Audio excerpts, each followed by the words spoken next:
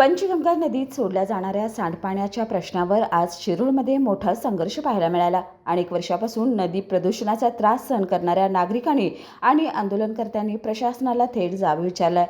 इचलकरंजीतील process उद्योगाचे सांडपाणी काळ्या ओढ्यामार्फत पंचगंगा नदीत सोडलं जात असल्याचा आरोप करत आंदोलनकर्त्यांनी तहसीलदार, महापालिका अधिकारी आणि पर्यावरण विभागाच्या अधिकाऱ्यांना तब्बल 3 तास तहसीलदाराच्या दालनात रोखून धरलं।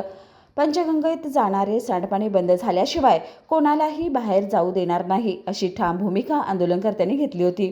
यानंतर खासदार धैर्यशील माने, आमदार राजेंद्र पाटील यड्रावकर, प्रशासन आणि आंदोलनकर्त्यांमध्ये चर्चा झाली। या बैठकीत महत्त्वाचा निर्णय घेण्यात आला।